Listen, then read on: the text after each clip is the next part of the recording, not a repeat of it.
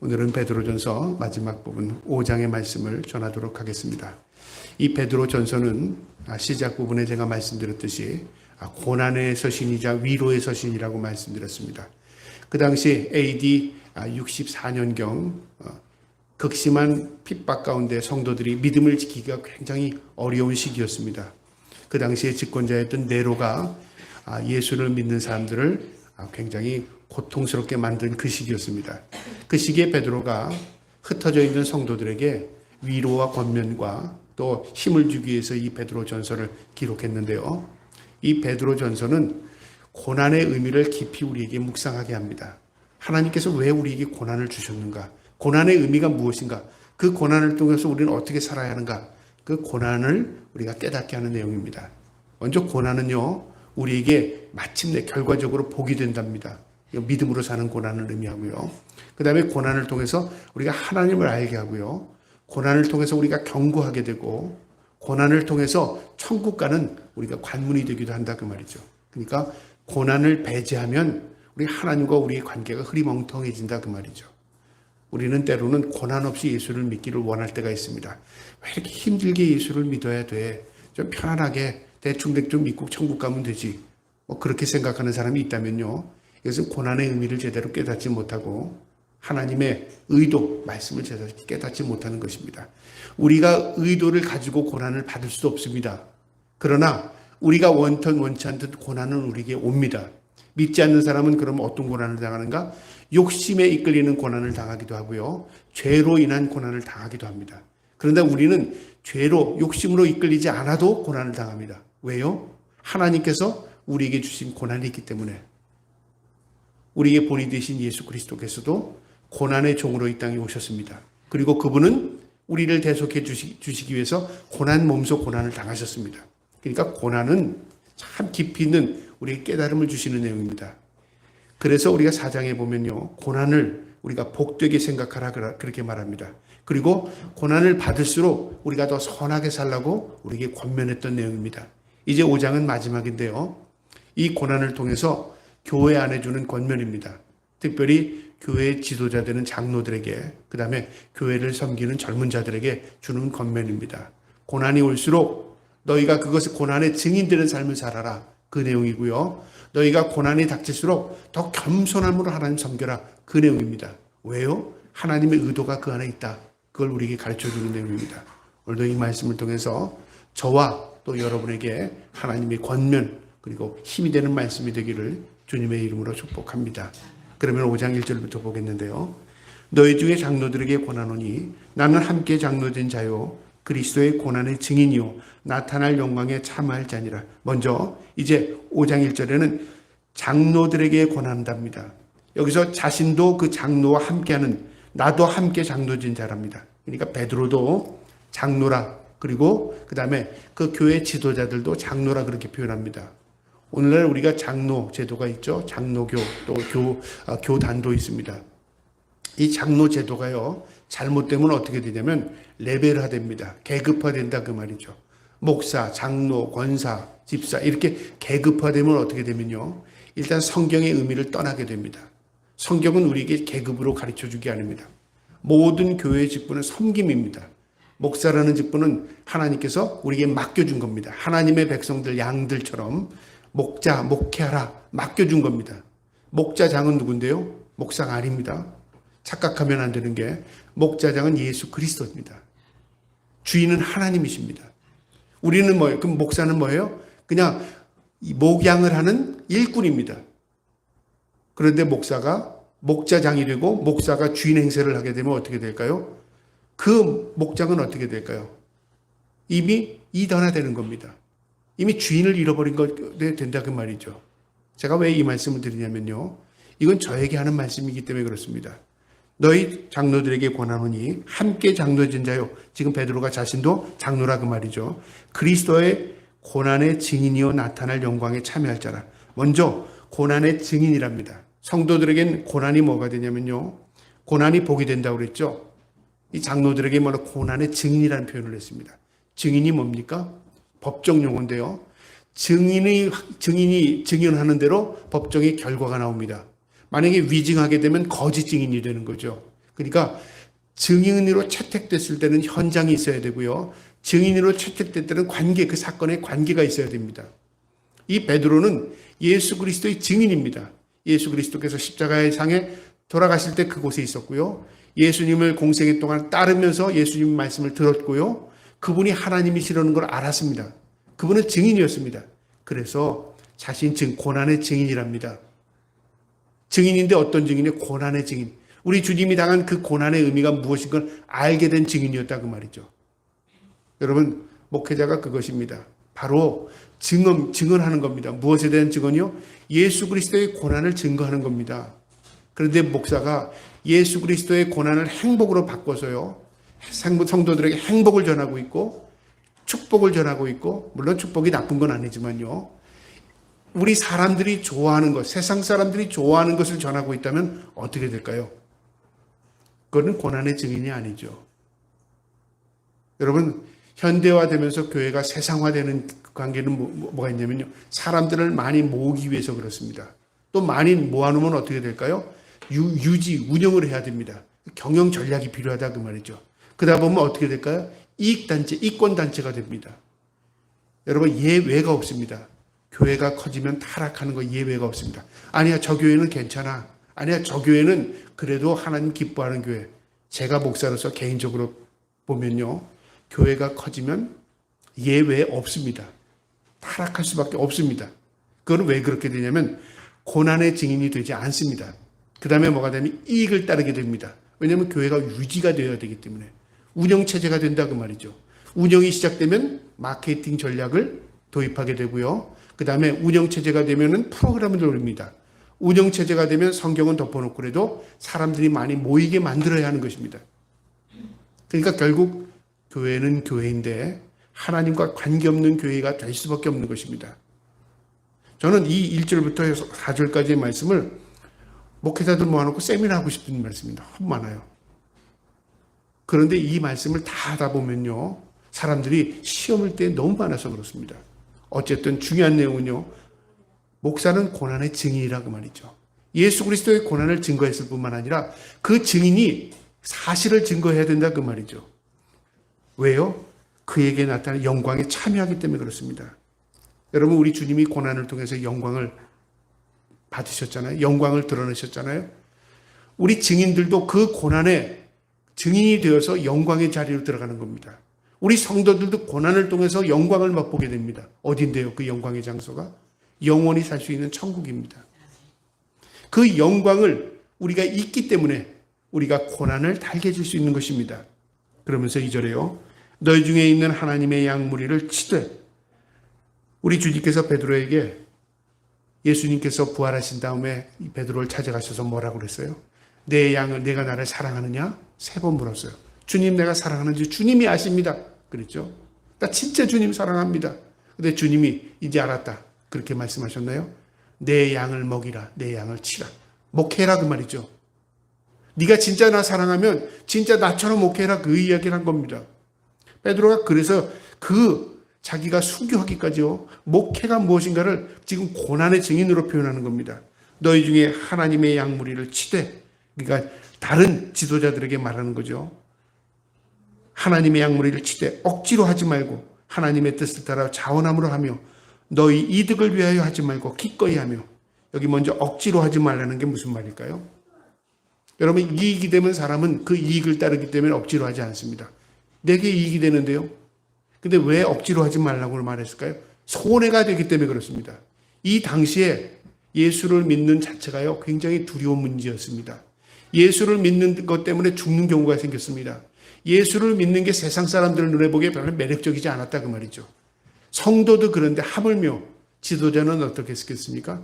저 사람이 교회 지도자래. 저 사람이 예수님을 따르는 자대. 저 사람이 예수를 증거하고 있어. 그러면 어떻게 될까요? 생명의 위협을 느끼고 이익은 고사하고 위태로워진다 그 말이죠. 그런데 내가 양무리를 치되 억지로 하지 말라. 이 억지로 하지 말라는 건 뭐냐? 그 밑에 자원함으로 해라 그 말이죠. 스스로 네가 따라라 그 말이죠. 교인들 보기에 아이고 저 억지로 하는 거 보니까 우리가 힘드네. 그럴 수 있잖아요. 그런 모습을 보이지 말고 네가 진짜 고난의 증인으로서 자원하는 마음으로 기쁨으로 해라. 그러면서 하시는 말씀이 자원함으로 하되 더러운 이득을 위하여 하지 말고 기꺼이 하며, 기꺼이라는 건 뭐예요? 자원하는 거죠. 기꺼이 자발적으로 하라 그 말이죠. 근데 왜 이득을 위해 하지 말라는 말을 하되 앞에 더러운 이득이라고 했을까요? 이득이 모두 더러운가요? 내가 정상적으로 거래를 통해서 이익을 얻는 걸 더럽다고 말하지 않습니다. 내가 장사를 하거나 사업을 하거나 정당하게 버는 건 그거는 이익이 더럽지 않습니다. 우리가 농사를 해도 심은 대로 거두는 걸 그 더러운 이익이라고 합니까? 안 그렇습니다. 그런데 왜 더러운 이득이 될까요? 남이 손해보고 나는 이익이 될 때 더러울 것입니다. 남의 영혼을 갈취하고 내가 그것에 이익을 얻으면 더러운 이익이죠. 남은 다 지옥 가게 만들고 나만 잘 먹고 잘 살면 그게 뭘까요? 더러운 이익이 된다 그 말이죠. 여기서 더러운 이익이라는 게 바로 그겁니다. 나를 위해서, 나만을 위해서 다른 사람은 어떻게 되든 상관하지 않는다 그 말이죠. 여러분 목회자는 안 그럴 것 같습니까? 여러분 위험한 목회가 얼마나 많은지 몰라요. 영혼들을 다른 길로 인도해요. 영혼들이 자신들이 가고 싶은 길로 가면서 뒤에서 밀어주는 거예요. 내가 기도해 줄게. 내가 하나님 앞에 복을 빌어줄게. 내가 그 일로 인해서 하나님께서 너를 성공하게 만들어 줄게. 만약에 그러고 있다면 어떻게 할까요? 더러운 이득이죠. 그 길로 가면 안 됩니다. 그 길은 망할 길이에요. 우리는 그 길로 가면 안 됩니다. 그렇게 얘기해야 되잖아요. 그런데 그 일을 하면 내가 손해가 된다 생각하니까 그 입을 안 여는 거죠. 말을 안 하는 거죠. 그러니까 무언이든 유언이든 더럽게 될 수밖에 없다 그 말이죠. 여러분 우리가 공범이라는 얘기 있어요. 공범. 범죄자와 함께하면 공범입니다. 그럼 그 공범은 죄를 안 졌는데요? 아닙니다. 현장에 있거나 묵인하거나 그것을 눈 감은 것은 공범입니다. 여러분 우리가 음주운전도 그렇잖아요. 음주운전 한 사람만 처벌을 받습니까? 아닙니다. 그 옆에 사람도 처벌을 받아요. 왜요? 음주운전을 묵인했기 때문에 공범이 되는 겁니다. 이처럼 목회도 마찬가지예요. 우리가 천국 가는 것도 마찬가지예요. 그래 나와 관계없어. 에스겔서에 보면요. 에스겔 선지자에게 에스겔 34장인가 그런 말씀이 나옵니다. 하나님께서 에스겔에게 계시로 말씀을 주셔요. 그 다음에 에스겔 선지자에게 직접 말하는데 네가 그 말을 하지 않으면 너는 지옥 갈 것이지만 내가 말을 하지 않으면 그들도 지옥 가지만 너도 지옥 가. 그런 네가 말을 해서 그들이 돌이키지 않으면 그들은 지옥 가지만 너는 지옥 안 가. 그러니까 뭐냐면 말을 하지 않은 것도 지옥, 그 다음에 그들을 잘못된 길로 인도하는 것도 지옥입니다. 하나님께 분명히 책임지어 물었어요. 몰랐는데요 나는. 내가 그들에게 얘기만 안 했을 뿐이지 나는 그들이 그곳에 가라는 얘기를 하진 않았는데요. 그렇게 대답할 것 같죠? 아닙니다. 하나님께서 분명히 묻겠다고 말하셨습니다. 그래서 하시는 말씀입니다. 이 베드로가 더러운 이익을 위하여 하지 말고 기꺼이 하며 그 다음에 3절에요. 맡은 자들에게 주장하는 자세로 하지 말고 양무리의 본이 되라. 맡은 자들에게 맡겨준 이 양들에게 주장한다는 건 뭐예요? 주인 행사하지 말라 그 말이죠. 네가 무슨 권력을 가진 것처럼 네가 무슨 다른 사람들보다 우두머리가 된 것처럼 그렇게 하지 말라 그 말이죠. 여러분 우리가 우두머리 같은 사람, 보수 같은 목사들이 얼마나 많은지 몰라요. 이단들은 더하죠. 완전히 교주 하나님 같은 교주들이 얼마나 많은지 몰라요. 여러분 그렇게 하지 말랍니다. 왜요? 잘못된 의식을 받게 된다 그 말이죠. 그래서 천주교와 장로교의 큰 차이가 뭐냐면요. 목사도 성도입니다. 천주교에서 신부는 성도가 아닙니다. 레벨이 달라요. 그런데 우리는 마치 목사를 신부로 취급을 한다는 거죠. 또 목사도 신부처럼 행동을 하려고 하는 데가 있어요. 여러분 그렇지 계급이 아닙니다. 목사도 성도입니다. 어떤 성도예요? 하나님의 말씀을 대언하는 성도입니다. 하나님을 입으로 설명해야 하는 성도입니다. 그러니까 좀 더 말을 조심스럽게 해야 되고 좀 더 하나님을 잘 전할 수 있도록 연구하고 노력해야 된다 그 말이죠. 되는 대로 내 입으로 짓거리게 되면 어떻게 될까요? 하나님에 대해서 잘못 이해가 된다 그 말이죠. 그래서 책임을 귀한 겁니다. 그래서 맡은 자에게 주장하는 자세를 하지 말고, 주장한다는 건 뭐냐면요. 내가 무슨 권력이나 가진 것처럼 그렇게 하지 말고 어떻게 하라? 본이 되랍니다. 여러분 본은 무엇으로 할 수 있죠? 입으로 본을 보일 수 없습니다. 야, 너 공부 열심히 해. 너 많이 먹어야 돼. 너 건강해야 돼. 너 튼튼해야지.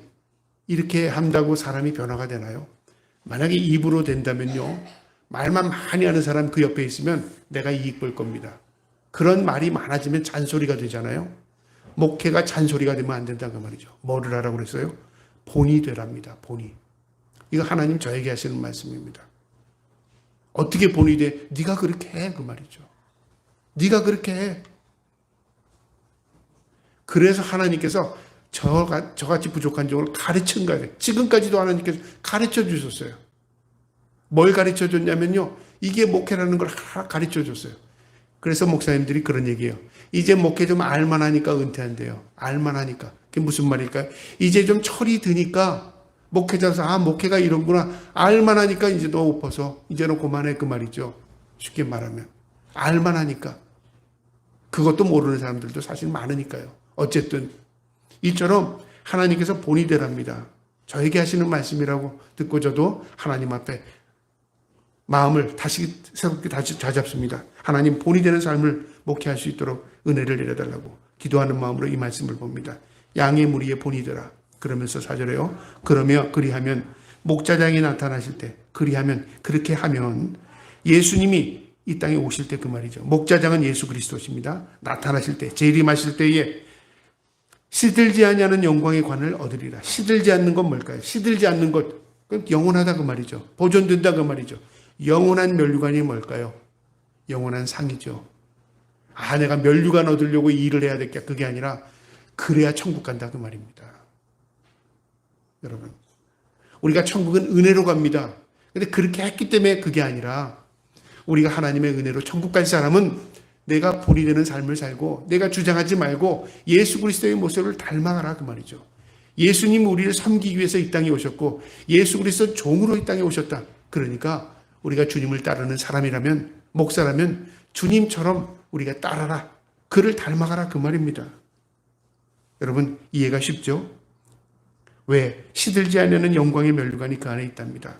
영원한 면류관이 그 안에 있습니다. 그 다음에 5절에는 젊은 자들아 이제 교회 안에서 섬기는 자들이죠. 이와 같이 장로들에게 순종하고 다 서로 섬김으로 허리를 동이라. 순종하고 그러니까 그거 아니에요. 물론 틀리는 게 있을 수 있죠. 그런데요. 이것은 무엇을 가리키는 방향성입니다. 목회자가 그 방향으로 나갈 때 너희가 돕는 자가 되라 그 말이죠. 오늘날 교회가 문제가 많이 생기는 이유가 뭐냐면요. 교회 안에 이 장로들이 너무 많은 거예요. 여기서 말하는 장로는 일반적인 장로 그 의미가 아니라 자신이 예수만 오래 믿었다. 내가 더 많이 한다. 내 말이 옳다. 사람의 소리가 높아진다 그 말이죠. 그러니까 목회자가 뭐라고 하면요. 따르려고 하는 마음들을 가지고 있지 않는 사람들이 의외로 많아요. 그래서 교회가 커지면 문제가 투성이가 되는 경우가 왜 있냐면요. 목사 말을 잘 듣지 않아요. 물론 목사도 제대로 하지 않았기 때문에 그렇죠. 세상은 점점 빛과 어둠이 갈라집니다. 흙과 백의 논리가 분명히 정해집니다. 그러니까 뒤섞여 있으니까 다 처음에 멀리서 보니까 회색같이 보여요. 그게 그건가 보다 그런데 우리 주님 오실 날이 점점 가까우니까 뭐가 생기죠? 색이 선명해져요. 색이 선명해요. 이쪽에 있으니까 흙, 이쪽에 있으니까 백이 아닙니다. 흑백이 지금 섞여져 있습니다.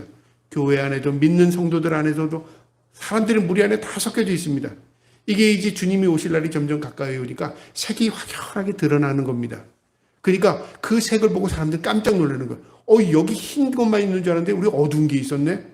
나는 저거 어두운 게 있으니까 난 싫어. 난 거기 안 갈래. 그게입니까? 분별력이 생겨야 돼요. 이건 흰 거구나. 이건 검은 거구나. 성경은 우리에게 분별력을 가지고 하겠지 피하라고 가르쳐 주지 않았어요. 분별력이 있으면 어떻게 될까요? 우리가 보존이 되고 옳은 길로 갈 수 있는 것입니다. 그래서 젊은 자들아 이같이 장로들에게 순종하되 서로 겸손함으로 허리를 동이라. 하나님은 겸손한 자를 대적하시되 교만한 자를 대적하시되 겸손한 자에게 은혜를 주시느니라. 교만한 자에 대적한다. 교만을 미워한다 그 말이죠. 왜요? 교만은 자기 중심이기 때문에 그렇습니다. 교만은 모두 자기에게서 나옵니다. 내가 높아져야 되고요. 내가 인정받아야 되고 내 말이 옳아야 됩니다. 그러니까 남을 무시해야 되죠. 이게 교만의 본성입니다. 겸손은 뭐죠? 남을 높이고요. 내가 섬기는 자리에 서야 되고요. 그리고 남을 인정해 줍니다. 그리고 따릅니다. 그리고 도와줍니다. 겸손이죠. 겸손해. 겸손으로 허리에 동여매랍니다. 그러니까 마치 섬기는 자세로 네가 겸손하게 신앙생활을 해라 그 말이죠. 그때 하나님의 은혜가 있어요. 그래서 저도 목회하면서 깨달은 겁니다. 목회자가 아니면, 내가 섬겨서 그 교회가 아니면 내가 거기 그 사람을 멀리 하던가, 아니면 그렇지 않으면 내가 조용히 묵묵히 내 섬김의 도를 다 하는 것입니다. 섬기면 하나님에게 그 은혜를 베풀어 주셔요. 그래서 젊은 자들에게 그렇게 말하는 겁니다. 하나님은 겸손한 자에게 은혜를 주신다. 그렇게 말씀하시면서요. 6절에 그러므로 하나님의 능하신 손 아래서 겸손하라. 여기 겸손하라는 말을 그 앞에 하나님의 능하신 손 아래서, 무슨 말이냐면 하나님의 보호하심과 구원의 손길 아래서 그 말이죠. 하나님은 능하신 손, 우리를 터치하신다 그 말이죠. 어떤 길로요? 옳은 길로 인도하신다 그 말이죠. 내가 겸손하게 섬기면 하나님께서 내가 잘못된 길에 있을지라도 옳은 길로 골라내서 인도하셔요. 내가 이게 옳은가, 이게 어떤가, 내가 분별력이 잘못된가, 그거 하지 않아도요. 물론 분별력 하나님이 주시지만 성령의 은혜로요. 내가 잘못된 길로 있다면 하나님께서 구별해 놔야 하셔요. 내가 그 사람들하고 있었으니까 내가 이렇게 됐죠. 핑계일 수 있습니다. 여러분, 하나님께서는요, 우리에게 은총을 베푸시는데 옳은 길로 인도하시고 내가 잘못된 길로 가실 때 막으시고요. 그 다음에 하나님께서 능하신 손으로 우리의 구원의 길로 인도하십니다. 그래서 그 말씀하는 겁니다. 내 겸손해라. 그러면 하나님의 능하신 손으로 아래서 겸손하라. 때가 되면 너희를 높이시리라. 때가 되면 언제일까요? 주님이 오시는 그날입니다. 재림시. 때가 되면, 주님 만나는 그날 되면 분명히 드러날 거다. 너는 높인다 그 말이죠. 높아진다는 의미가 아니라 너희가 확연히 다른 사람과 다른 존재임을 깨닫게 하실 것이다. 구원의 백성 되는 게 확연히 높여지는 거죠. 그 다음에 어떻게 돼요? 세상의 일반적인 심판의 대상이 아니라 너는 하나님의 자녀임이 드러날 것이다 그 말이죠. 완전히 우리의 소속이 달라지는 것을 그때가 깨닫게 될 것입니다. 7절에요. 너희 염려를 다 주께 맡기라. 이는 그가 너희를 돌보심이라. 너희 염려를 다 주께 맡기라. 모든 염려, 근심, 걱정 맡기랍니다. 염려라는 말인 메림 나오 그 말이죠. 헬라어로요. 마음을 나눈다. 그 메림이다. 메림, 나눈다. 나옵니다. 염려는 내 마음을 자꾸만 나누게 만들어요. 이거 하면 어떡하지? 저거 하면 걱정, 근심이 내 마음에 몰려듭니다. 그걸 어려요. 맡기라는 게 굴려버린다 그 말이에요. 그러니까 내 모든 마음이 나눠지는 모든 것들을 내가 안고 있지 말고 그걸 하나하나 주님 앞에 굴려버리는 겁니다. 그럼 나는 어떻게 돼요? 내 마음이 하나가 되는 거죠. 주님의 마음에 고정될 수 있죠. 그러니까 모든 염려를 맡겨라. 내 걱정, 근심, 염려를 다 주님 앞에 굴려버려라 그 말입니다. 쉽게 표현하면요. 그러면 어떻게 한다고요? 그가 너를 돌보시리라. 그가 너를 이끌어 가시리라. 하나님의 섭리로 너를 이끌어 가시리라 그 말이죠. 이게 믿음입니다. 아주 단순한 건데요. 사람들이 내 염려, 근심을 맡기지를 못해서 어렵게 삽니다. 내가 염려, 근심을 맡기지 못해서 내가 불안합니다. 걱정, 근심을 내가 지고 있다 그 말이죠. 저거 저렇게 하면 어떡하지? 우리 아이들이 이렇게 하면 어떡하지? 내 앞으로 미래는 어떻게 하지? 걱정입니다. 다 굴려버리는 겁니다. 그러니까 세상 사람들이 이해하지 못하는 겁니다. 믿음으로 사는 사람이 세상 사람이 이해하면 믿음 아닙니다. 믿음은요, 세상 사람들이 지식으로 이해가 되지 않아요. 왜 저렇게 살지? 그런데 믿음으로 사는 사람에게는 그 믿음을 통해서 하나님의 뜻을 깨닫게 되기 때문에 그렇습니다. 그래서 신비입니다. 다 너희를 돌보심이랍니다. 8절에 근신하라 깨어라. 너희 대적 마귀가 우는 사자같이 두루다니며 삼킬 자를 찾나니. 염려를 맡기라고 하시면서 8절에는 근심하라 깨어라. 이건 또 무슨 말이냐면 세상의 모든 염려는 맡기랍니다. 나의 미래, 나의 삶, 나의 모든 영역은 맡기고 내가 깨어있어야 될 거면 영적인 것은 깨어있으라 그 말이죠. 마귀 사탄이 있다 그 말이죠. 그래서 근신하라 깨어라. 이 마귀라는 존재가 우리를 넘어뜨리고 실족시키려고 우는 사자와 같이 두루다니면서 우리를 집어삼키려고 노리고 있다 그 말이죠. 이 영적인 것은 깨달아라 그 말이죠. 그런데 세상 사람들은 마귀의 실제 존재를 잘 의식하지 못해요. 그냥 이제는 장난거리로 생각해요. 마귀 존재를 장난거리로 생각하고요. 그 다음에 어떤 무당에 점치는 거 이런 거 그냥 하나의 그냥 토속신앙으로 그냥 치부해버립니다. 젊은 사람들이 요즘에 이런 점치는 거, 이렇게 하는 거, 이런 걸 우습게 생각하잖아요. 여러분 그거 우습게 생각하는 게 아닙니다. 영혼을 거기다 막 뺏기는 겁니다. 영혼의 문제입니다. 그러니까 그런 거 하지 말라 그 말이죠. 그래서 근신하라 깨어라 정신 차려라. 무엇에 대해요? 마귀가 우는 사자같이 두루다니며 삼킬 자를 찾는답니다. 마귀의 실제 존재를 알아라 그 말이죠. 9절에 너희는 믿음을 굳건하게 하여 그를 대적하라. 이는 세상에 있는 너희 형제들도 동일한 고난을 당하는 줄 알미라. 믿음을 굳게 하랍니다. 왜요? 믿음이 흔들리면 사탄에게 집어삼키게 된다 그 말이죠. 그러면서 하는 말이 이는 세상에 있는 너희 형제들도 동일한 고난을 당하는 줄 압니다. 우리만 고난당하는 게 아니라 세상에 있는 모든 믿음의 형제들은 다 고난을 당하게 된다 그 말이죠. 예외 없다 그 말이죠. 그러니까 고난을 무서워할 게 아니라 사탄이 우리를 미혹하지 않도록 우리가 늘 깨어있고 하나님이 우리를 경고케 하기 위한 그 고난이 있음을 알고 묵묵히 그 고난을 견뎌내라 그 말이죠. 10절에요. 모든 은혜의 하나님 곧 그리스도 안에서 너희를 부르사 자기의 영원한 영광에 들어가게 하신 이가 왜 우리를 부르셨냐면 우리를 부른 이유가 영광에 들어가게 하기 위해서 영원한 영광 어디입니까? 천국에 들어가기 위해서 우리를 부르셨는데 그 부름받은 백성에게는 고난을 통해서 들어가게 하신다 그 말이죠. 그러니까 고난은 천국의 관문입니다. 여러분 고난 가운데 피하고 싶은 고난이 뭐가 있어요? 나는 물질의 고난은 피하고 싶어. 좀 잘 살고 싶어. 어떤 사람은 나 건강의 고난, 난 좀 몸이 약한 고난은 피하고 싶어. 그냥 건강하게 살았으면 좋겠어. 어떤 사람은 명예에 대해서 어떤 별의별 게 다 있습니다. 우리가 사람이 가지고 있는 모든 걸 다 가질 수 없습니다. 우리가 일반적으로 알고 있는 사실이죠. 나는 건강하고 나는 부를 누리고 난 명예를 가지고 난 행복하고 잘 먹고 잘 살고 나는 그러다 천국 가고 싶어. 그거는 천국 안 가겠다는 이야기입니다. 우리는 예외 없이요 고난을 짊어지고 사는 그리스도인입니다. 왜요? 영광에 동참하기 위해서요. 영원한 영광이 있기 때문에 그렇습니다. 그래서 영원한 영광에 들어가게 하신 이가 하나님이 잠깐 고난을 당하는 너희를 친히 잠깐 고난이랍니다. 무엇에 비교했냐면 영원한 것에 비교하니까 우리 이 땅에서의 삶이 잠깐이랍니다. 지금은 우리가 100세 시대 그러니까 오래 산다. 50년보다 100년이 길고 100년보다 200년이 기니까 비교해서 우리가 그것에 길다 짧다를 표현하잖아요. 근데요 영원한 거하고 100년하고 비교하면 이것은 한 점에 불과합니다. 영원한 거하고 1000년하고 비교하면 한 점에 불과합니다. 우리가 지금 2000년이라는 시대에 살고 있습니다. 2000년, 2024년인데요. 이 시대의 역사, 우리 과거의 2000년의 역사를 쭉 돌아보면 역사가 결국 깁니까? 우리가 살지 않은 시대니까 굉장히 길게 느껴지지만요. 우리가 그 역사에 지나온 역사를 쭉 들춰보면 역사가 그렇게 긴 역사가 아닙니다. 우리가 2000년 전의 사건들을 우리가 역사를 통해서 알아요. 성경을 통해서 3500년 전의 역사를 알아요. 그 다음에 우리가 그 이전 역사를 우리가 5000년 전의 역사를 우리가 기록이 있습니까? 없습니다. 3500년 그 전의 역사들은요, 고고학이라는 어떤 학문을 통해서 그냥 추정합니다. 추정. 이게 10,000년 전의 거야, 10만 전의 거야, 20만 전의 거야, 100만 전, 이 역사를 추정합니다. 과학의 사실을요. 추정이 어떻게 되는지 압니까? 탄소 측정법이라는 걸 측정합니다. 그러니까 탄소화된 것을 오늘날 이 변형을 가지고 측정하는 겁니다. 탄소 측정법이라고 하는데요.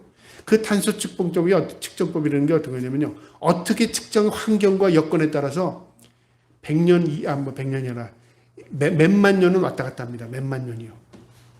몇십만 년도 왔다 갔다 합니다. 우리가 어떻게 그걸 정확성을 가지고 그랬다고 생각할 수 있어요? 우리가 모르는 세계입니다. 우리가 기록이 없기 때문에 3500년 이 성경에 나오는 그 이전의 역사를 우리가 알지 못합니다. 그냥 사람들이 과학적으로 측정을 해서 이랬을 것이다 추정하는 겁니다. 근데 그게 정답이 아니라고 말이죠. 성경은 우리 하나님이 주신 말씀을 통해서 가르쳐 주셨어요. 태초에 하나님이 빛이 있으라 하심에 빛이 있었고 그 빛이 좋았더라. 세상의 창조를 하나 질서적으로 만드셔 가신 것. 그리고 하나님이 때가 되면 하나님의 백성을 구별하신 것. 그리고 그들에게 하나님의 계심을 가르쳐 주신 것. 그리고 하나님을 따르는 방법이 무엇인 것. 이거 하나 성경을 통해서 가르쳐 줘요. 인류 모든 역사의 텍스트가 성경입니다. 근데 우리는 그 성경을 믿지 않아요. 왜요? 우리의 간량한 지식 가지고 세상이 이렇다 저렇다 판단하고 그것을 통해서 우리가 성경을 배제하기 때문에 그렇습니다. 그래서 믿음은 모든 사람의 것이 아닙니다. 왜 그럴까요? 하나님이 믿음을 주셔서 그 믿음이 있는 바탕 위에서 그것을 바라볼 때 믿어지는 것입니다. 그게 신비예요. 영원한 세상이 있습니다. 잠깐 고난을 당한답니다. 너희를 친히 온전케 하며 굳건하게 하며 강하게 하며 털을 견고하게 하시리라. 그 이유가, 영원한 잠깐 고난을 주시는 이유가 뭐냐면요, 우리를 온전케 한답니다. 여러분, 온전케 한다는 뜻이 올바르게 한다 그 말이죠. 여러분, 부모님이 자녀들을 훈계합니다. 너 그러면 안 돼, 이러면 안 돼, 야단치잖아요. 그 왜 그럴까요? 올바르게 살기 위해서, 선하게 살기 위해서, 바르게 살기 위해서 가르칩니다. 우리 주님도 우리가 올바른 믿음으로 살게 하기 위해서 우리에게 고난을 통해서 깨닫게 합니다.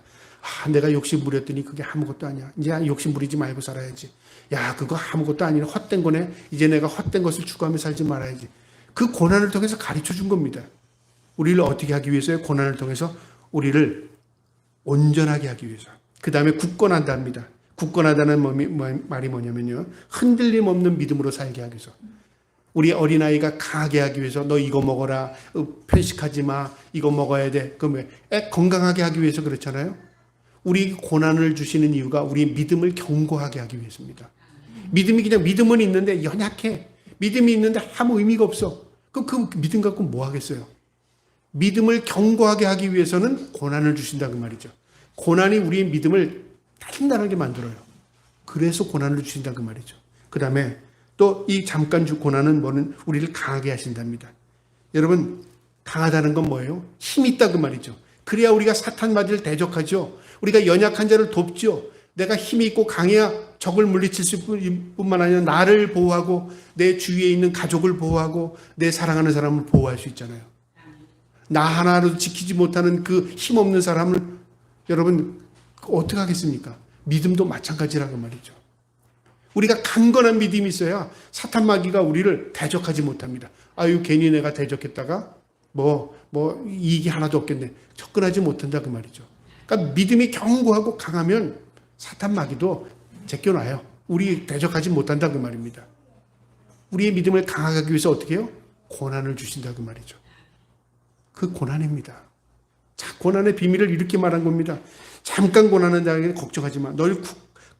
너희를 온전하게 하나님의 자녀로 세우기 위해서 그래. 너를 굳건하게 튼튼하게 하기 위해서 그래. 너를 강하게 하나님의 군사로 삼기 위해서 그래. 그 다음에 견고하다는 뜻이 뭘까요? 견고하게 하기 위해서. 너를 넘어지지 않게 하기 위해서 그래. 세상이 악한 마귀들이 들끓어. 세상이 너무 환경이 험난해. 거기서 너를 날마다 실족하게 하고 날마다 넘어뜨리려고 해. 그러니까 너를 견고하게 뿌리를 크게 내려서 비바람이 몰아쳐도 어떤 환경에서도 너 믿음 흔들리지 않게 하기 위해서 고난을 주는 거야. 이해가 되죠? 그러니까 세상이요, 그냥 만만하지 않습니다. 내가 가만히 꽃피고 열매 맺는 세상이 아니에요. 가만히 있어도 누가 와서 밀고, 가만히 있어도 쓰러뜨리고, 누가 사탄 마귀가 그런다 그 말이죠. 그럼 우리는 어디 믿음의 반석 예수 그리스도에게 뿌리를 내려야 된다 그 말이죠. 그래서 우리에게 고난을 주신다 그 말입니다. 이게 고난의 의미입니다. 이제 이 11절은요, 송령입니다. 권능이 세세 무궁토록 그에게 있을지어다. 하나님께 권세와 능력이 있다. 하나님만이 그 힘을 가지고 계시다. 하나님 영광 받으세요. 아멘. 그렇게 말한 이후에 이제 마지막 인사말로 12절, 13절, 14절에는요. 내가 진실로 형제로 아는 실로아노로 말미암아 너에게 간단하니 써서 권하고 이것이 하나님의 참된 은혜임을 증거하노니 너희는 이 은혜에 굳게 서라. 여기서 형제 실로아노가 누구냐면 신라입니다. 신라. 바울의 동력자, 사울의 동력자, 사도행전에 나오는 신라입니다. 빌립보 감옥에 같이 들었던 신라가 로마에 그때 아마 사도 바울을 돕기 위해서 그 안에 있었던 것 같아요. 그래서 이 베드로도 베드로에 가서 그 신라를 통해서 이 글을 필사하게 한 것 같습니다. 그래서 신라를 기억해라. 너에게 간단히 써서 권하고, 그러니까 신라가 대필자고요. 이것이 하나님의 참된 은혜임을 증거하노니 이것이 뭘까요? 이 베드로전서 전체의 핵심, 고난의 은혜. 이 고난의 은혜가 하나님의 참된 은혜임을 증거하는다. 여러분, 고난이 배제할 게 아니라 고난이 은혜다 그 말이죠. 그 당시에 극심한 당하는 성도들에게 너희가 그 고난을 힘들어하지 그런데 하나님의 저편에서 보면 고난이 은혜야. 우리가 아이를 키울 때 힘들죠? 그게 은혜야. 여러분, 은혜라고 말하니까 좀 이상합니까? 여러분, 아이를요, 내가 해줄 게 많아요. 돈으로 얼마든지 해주고, 얼마든지 선생님, 가정교사 붙여줄 수 있고, 얼마든지 좋은 학교 보낼 수 있고, 얼마든지 해줄 수 있다. 아이가 잘 키울 것 같습니까? 잘 자랄 것 같아요? 부모하고 관계가 없어집니다. 왜 관계가 없어지냐? 부모가 돈만 줬지 나에게 해준 게 없어요. 그냥 학교에서 선생님이 가르쳐줬고, 환경에서 내가 교수가 가르쳐줬고, 환경인데 좋은 환경에서 자랐지. 부모와 자식 간의 관계성이 없어집니다. 그런데 부모가 수고하고 힘들면서 아이에게 야단도 치고 울고 애 앞에서 우는 모습도 보여주고 그 다음에 함께 하는 이걸 통해서 아이가 어떻게 하냐면요. 인격이 형성합니다. 인격이요. 여러분, 은혜라는 게 뭐냐면요. 우리는 은혜를 항상 좋은 것으로만 생각하죠. 그 고난이 다른 면에서 보면 은혜가 될 수 있다 그 말이죠. 여러분, 이 은혜를 하나님이 우리에게 주신 겁니다. 그래서 은혜에 굳게 서라 그렇게 말씀하십니다. 13절에요. 택하심을 함께 받은 바벨론에 있는 교회가 너희에게 문안하고 내 아들 마가도 그리하느니라. 여기 바벨론은 상징적 이름인데요.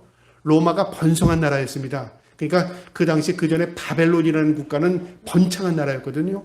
그래서 사람들이 바벨론, 오늘날 시대의 바벨론은 로마로 표현했습니다. 그 당시에요. 그러니까 로마에 있는 교회, 그러니까 로마의 성도들에게 문안하라 그 말이고요. 그 다음에 여기서 아들 마가, 베드로가 이 마가 요한을 의미합니다. 성경 마가복음을 기록한 마가도 아마 동력자로 지금 이 로마에서 함께 사역하고 있었던 것 같아요. 그래서 그 성도들에게, 흩어져 있는 성도들에게 문안하는 겁니다. 14절에 너희는 사랑에 입맞춤으로 서로 문안하라. 그리스도 안에 있는 너희 모든 이에게 평강이 있을지어다. 하나님의 은혜가 너희에게 있기를 원하노다. 그리고 베드로가 문안 편지로 마치는 겁니다. 오늘 이 말씀에서 우리에게 주는 은혜의 교훈이 있습니다. 바로 고난.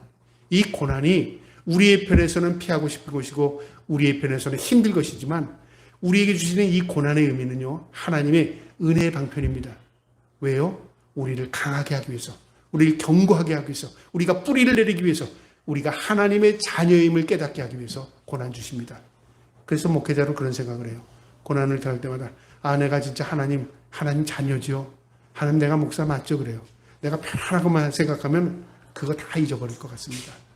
저와 여러분도요.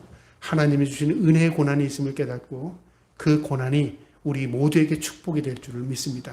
그 고난 가운데 우리가 예수 그리스도를 더욱더 믿음 가운데 굳건히 설 수 있기를 주님의 이름으로 축복합니다. 아멘.